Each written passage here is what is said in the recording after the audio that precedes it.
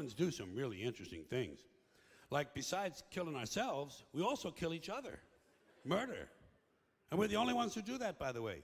We're the only species on Earth that deliberately kills members of our own species for personal gain. Or pleasure. Sometimes it's just fun.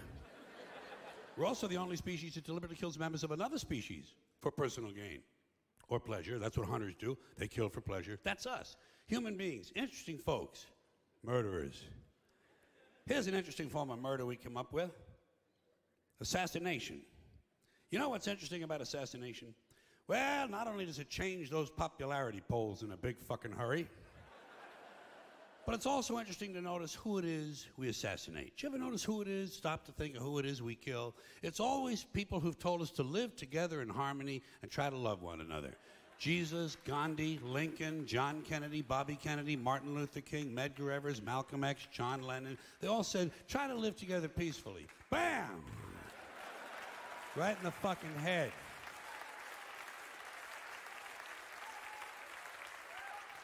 Apparently, we're not ready for that.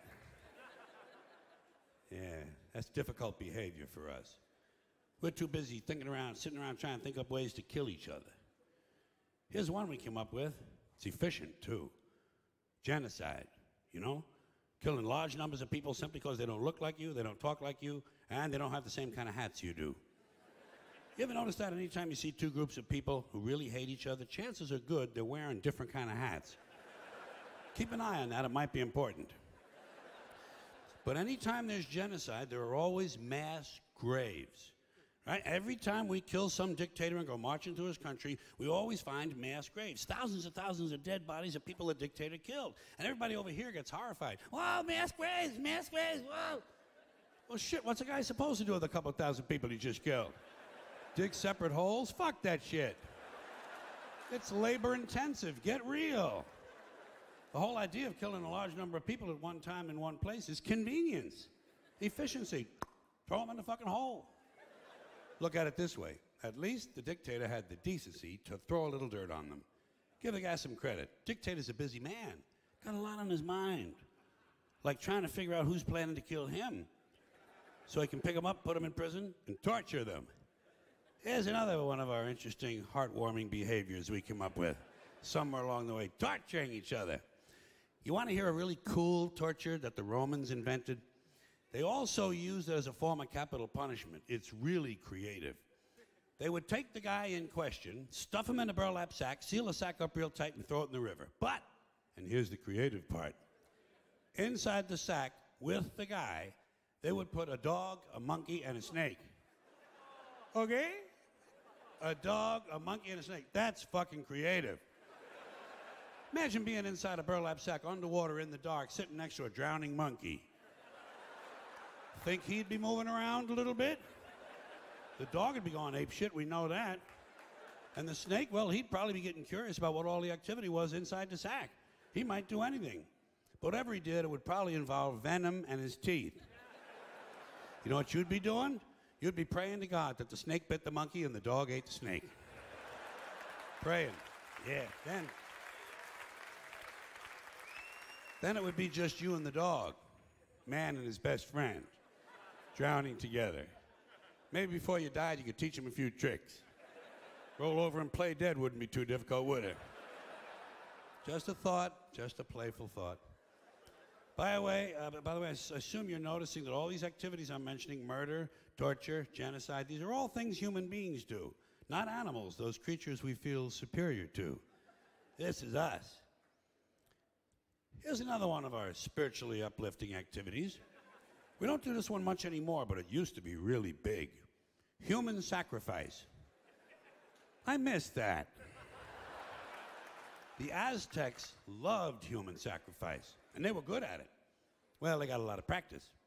For instance, right around the year 1500, the Aztecs sacrificed 80,000 people in one ceremony. Okay? 80,000 people, one ceremony. You know what the occasion was? They were opening a new temple.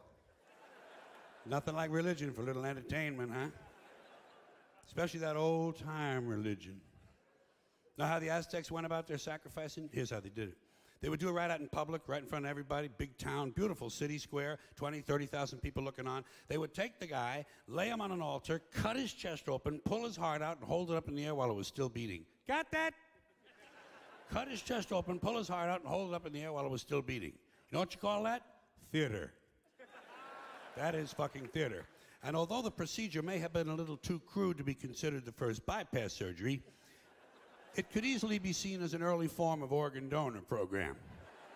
The Aztecs, human beings, just like us. Not too long ago, 500 years, Columbus had already landed. This is just south of here, Mexico.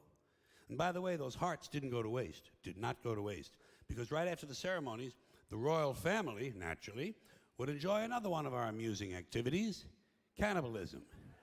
Cannibalism, imagine that, chowing down on another human being. You gotta be all out of beef jerky, man. You gotta be really fucking hungry. But it happens, doesn't it? Still happens to this day. Bunch of people stranded in the wilderness, run out of Pop-Tarts, gotta eat something. Might as well be Steve. And how do you decide who to eat first? How do you decide who's first on the barbecue rack? Do you pick on the little guy because he's skinny and he can't fight back? Or do you all gang up on the bodybuilder because he got a lot of steaks and chops on him? These are things human beings have to consider. One more of these charming diversions of ours, necrophilia. Huh? Now there's a hobby for you. Fucking a corpse. Takes a special kind of guy, don't you think?